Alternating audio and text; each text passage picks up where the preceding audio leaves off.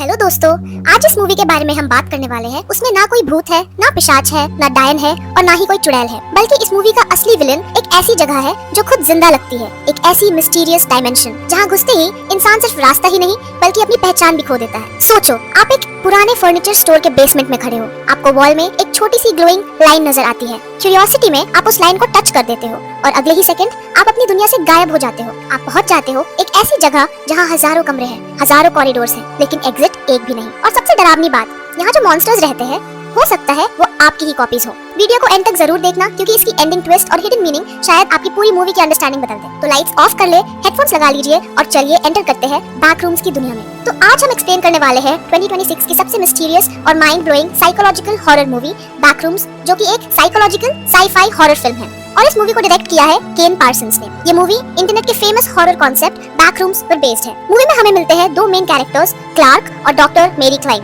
तो मूवी की शुरुआत 1990 में होती है, जहां एक रिसर्चर कैमरा लेकर किसी अजीब अंडरग्राउंड फैसिलिटी में घूम रहा होता है। हर तरफ मशीन्स और अननोन इंस्ट्रूमेंट्स होते हैं और एटमॉस्फेयर इतना क्रीपी कि पहले ही मिनट से टेंशन बिल्ड होना शुरू हो जाती है। रिसर्चर किसी चीज को ढूंढ रहा होता है, लेकिन धीरे धीरे उसकी सांसें तेज होने लगती है, जैसे उसे महसूस हो रहा हो कि कोई उसका पीछा कर रहा है। वो भागने लगता है, कैमरा हिलने लगता है और फिर अचानक से हमें एक चीख सुनाई देती है। फिर स्क्रीन कट एंड वीडियो खत्म और रिसर्चर हमेशा के लिए गायब। गाइस, मूवी का पहला ही सीन हमें वार्निंग दे देता है कि बैकरूम्स के अंदर जाना आसान है, लेकिन वापस आना बहुत मुश्किल। अब मिलते हैं क्लार्क से, जो एक फर्नीचर स्टोर का ओनर है, लेकिन उसकी पर्सनल लाइफ पूरी तरह से टूट चुकी है। उसकी वाइफ उसे छोड़कर जा चुकी है, उसका बिजनेस स्ट्रगल कर रहा है। इसी बिजनेस को बचाने के लिए वो खुद से पायरेट बनकर टीवी पे एडवर्टाइजमेंट शूट करता है। दोस्तों, ये पॉइंट आप जरूर याद रखना। क्लार्क की फाइनेंशियल प्रेशर अलग है और अल्कोहल एडिक्शन अलग, और इसी वजह से वो रेगुलर थेरेपी सेशंस अटेंड करता है, जहां उसकी थेरेपिस्ट डॉक्टर मेरी क्लाइन है। मेरी भी एक नॉर्मल इंसान नहीं है। उसके खुद के पास्ट ट्रॉमास है। उसकी मॉम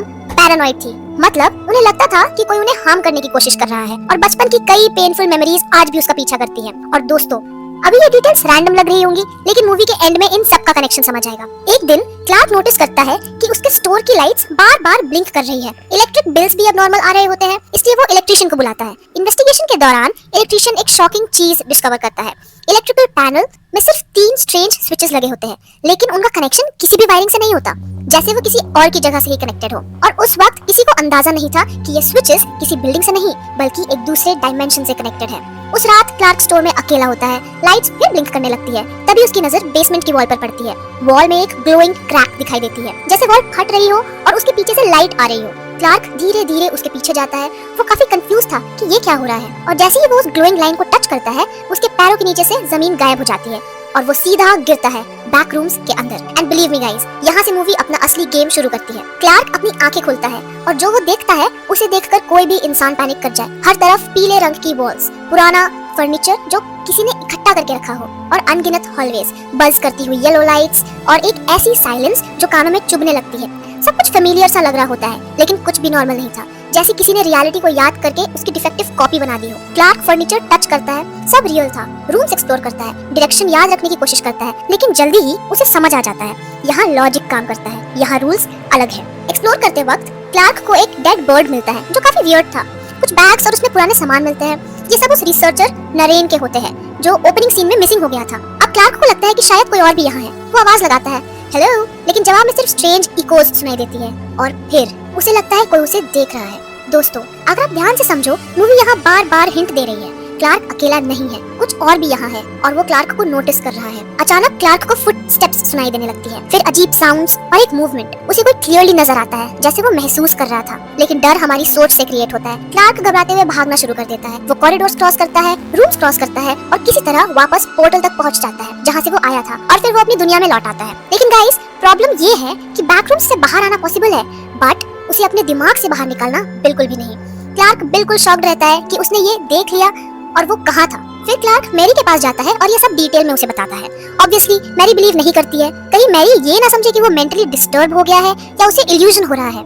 इसलिए क्लार्क प्रूफ कलेक्ट करने का डिसीजन लेता है और वो अपनी एम्प्लॉय कैट और उसके बॉयफ्रेंड बॉबी को साथ लेता है और वो तीनों स्टोर में जाते हैं। वैसे बिलीव तो बॉबी और कैट को भी नहीं था, बट वो लोग कैमरा, रोप, इक्विपमेंट सब अरेंज करने के बाद तीनों उस पोर्टल पे जाते हैं जहाँ से क्लार्क अंदर गया था।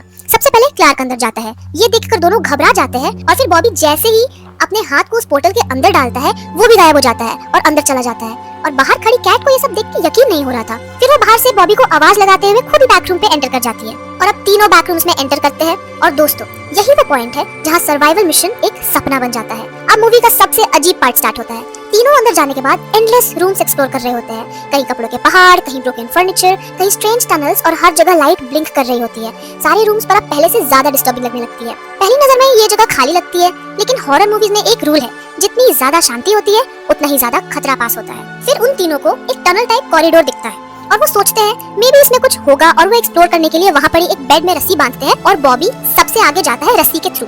नीचे बहुत शांति थी, बहुत सारे कपड़े पड़े थे और अजीब चीजें, और अचानक कोई अजीब चीज उस पर अटैक कर देती है। बॉबी चिल्लाता है। फिर क्लार्क और कैट की मदद से बॉबी ऊपर आता है रस्सी पकड़ के, बट कोई तो पीछा कर रहा था। रस्सी का एक पार्ट अभी भी नीचे था और फिर कोई बॉबी को अंदर खींच लेता है और अंधेरे में घसीटता जाता है। उसके बाद वो कभी नजर नहीं आता। जिस बेड को उन्होंने रस्सी से बांधी थी वो भी टनल में जाती है और उसी वजह से क्लार्क और कैट भी उस टनल टाइप कॉरिडोर में गिर जाते हैं। वो बहुत घबराए हुए थे।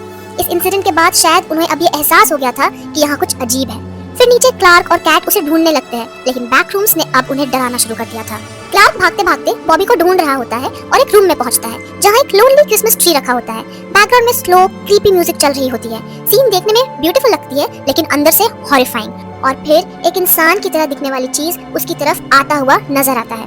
क्लार्क तुरंत भाग जाता है और दोस्तों, ये मूवी का सबसे डिस्टर्बिंग विजुअल में से एक है। फिर कैट के चिल्लाने की आवाज सुनाई देती है। क्लार्क उसे ढूंढने लगता है और वो प्रूफ के लिए कैमरा ऑन करके रिकॉर्ड करना स्टार्ट कर देता है, लेकिन फिर क्लार्क फ्रेम से गायब हो जाता है और उसके साथ जो होता है उसकी सच्चाई हमें आगे समझ आएगी। कुछ समय बाद मैरी को क्लार्क का मैसेज मिलता है। उस मैसेज में सिर्फ एक बात होती है, मैं वापस नहीं आऊंगा। ये मैसेज देख के मैरी थोड़ी घबरा जाती है और खुद क्लार्क से मिलने फर्नीचर स्टोर पहुंचती है। वहाँ पहुंचने के बाद वो देखती है दीवारों पे अजीब से ड्राइंग्स एंड सिंबल्स बने हैं। उसे वो सब कुछ याद आने लगता है जो क्लार्क ने उसे बताई थी, वो लाइट, वो सीक्रेट डोर और एक मैप जो क्लार्क ने बनाई थी। इसके बाद मैरी बैकरूम का रास्ता ढूंढने लगती है और फाइनली उसे वो डोर मिल जाता है और फिर वो खुद बैकरूम्स में एंटर कर जाती है।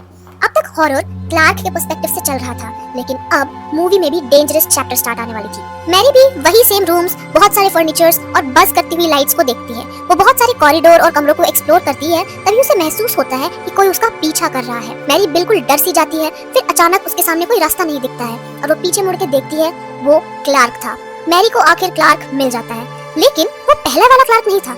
उसकी आंखों में मैडनेस होती है, उसका बिहेवियर कंप्लीटली चेंज हो चुका होता है। मैरी सोच रही थी वो क्लार्क को बचाने आई है, लेकिन उसे नहीं पता था जिस क्लार्क को वो ढूंढ रही थी वो पहले ही खो चुका है और क्लार्क उस पर अटैक कर देता है। जब मैरी होश में आती है वो एक डाइनिंग रूम में बंदी होती है। टेबल के आसपास अजीब से ह्यूमन कॉपीज बैठे होते हैं, जैसे बैकरूम्स ने इंसानों की नकल बनाई हो। एटमॉस्फेयर इतना अनकंफर्टेबल होता है कि मैरी अनईजी फील करने लगती है और फिर वो क्लार्क से बातें करती है और पूछती है ये सब क्या है। क्लार्क काफी नॉर्मल साउंड करने की कोशिश करता है और फिर क्लार्क फ्रिज खोलता है। अंदर कैट का कटा हुआ सिर पड़ा होता है। यहाँ कंफर्म हो जाता है कि कैट भी मर चुकी है और जब मैरी की बचने की उम्मीद लगभग खत्म हो चुकी होती है, क्लार्क मैरी को फोर्स करता है कि वो थेरेपी कंटिन्यू करे, लेकिन इस बार पेशेंट और थेरेपिस्ट दोनों रियलिटी से दूर जा चुके हैं। मैरी फाइनली सच बोल देती है। उसकी वाइफ इसलिए नहीं गई थी क्योंकि उसे सोसाइटी से प्रॉब्लम थी, बल्कि वो इसलिए गई थी क्योंकि क्लार्क कभी अपनी गलती एक्सेप्ट ही नहीं करता था और ये बात क्लार्क के दिल पर सीधा वार करती है। लेकिन दोस्तों, मूवी का सबसे बड़ा ट्विस्ट अभी भी एंटर होने वाला है। अचानक से एक बड़ा सा मॉन्स्टर सामने आता है। ये है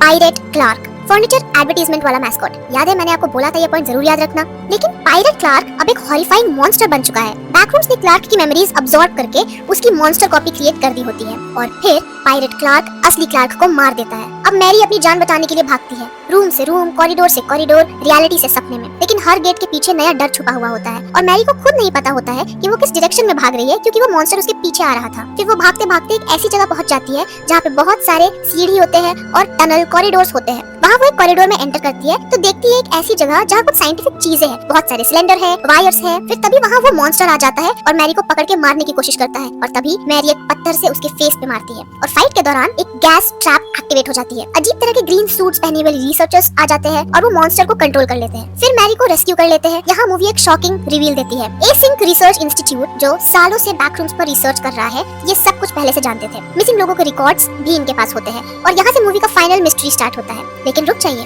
मूवी का सबसे इंपॉर्टेंट पार्ट अभी भी बाकी है। फिल नाम का साइंटिस्ट मैरी को बताता है कि बैकरूम्स रियलिटी की इम्परफेक्ट कॉपी है और फिर एंडिंग में हमें मैरी की अजीब सी कॉपी दिखाई देती है और मूवी एंड हो जाती है। इससे समझ आता है बैकरूम्स सिर्फ लोगों को मारता नहीं, उनकी मेमोरीज अब्सॉर्ब करता है और उनकी कॉपीज बनाता है और धीरे धीरे रियलिटी को रिप्लेस करता है। तो तो अब बात करते हैं मूवी की वो थ्योरी जिसने मेरी पूरी मूवी की अंडरस्टैंडिंग बदल दी। मुझे लगता है बैकरूम्स एक लिविंग डिमेंशन है। ये रियलिटी को डायरेक्टली नहीं देख सकता, ये सिर्फ उन लोगों की मेमोरीज देख सकता है जो इसके अंदर एंटर करते हैं। फिर उन मेमोरीज से रूम्स बनाता है, मॉन्स्टर्स बनाता है और इंसानों की कॉपीज बनाता है। पायरेट क्लार्क इसी थ्योरी का प्रूफ था और एंडिंग में मेरी की कॉपी भी इसी थ्योरी की प्रूफ थी। सबसे स्कैरी बात, जितना ज्यादा लोग अंदर जाएंगे उतनी ज्यादा मेमोरीज बैकरूम्स के पास होंगी और एक दिन शायद बैकरूम्स पूरी रियलिटी कंज्यूम कर ले। और दोस्तों यही थी बैकरूम्स 2026 की पूरी कहानी। अब आप मुझे कमेंट करके जरूर बताना, अगर आपको बैकरूम्स का सीक्रेट एंट्रेंस मिल जाए तो क्या आप क्यूरियोसिटी में अंदर जाओगे या बिना पीछे देखे वहां से भाग जाओगे? और एक सवाल, क्या एंडिंग में मैरी बच गई थी या फिर वो भी बैकरूम्स की एक कॉपी बन चुकी थी? कमेंट सेक्शन में अपनी थ्योरी जरूर शेयर करना। अगर वीडियो पसंद आई तो लाइक करना, शेयर करना और चैनल को सब्सक्राइब करना मत भूलना। मिलते हैं अगली हॉरर मिस्ट्री के साथ, तब तक के लिए स्टे सेफ और बैकरूम्स के किसी दरवाजे को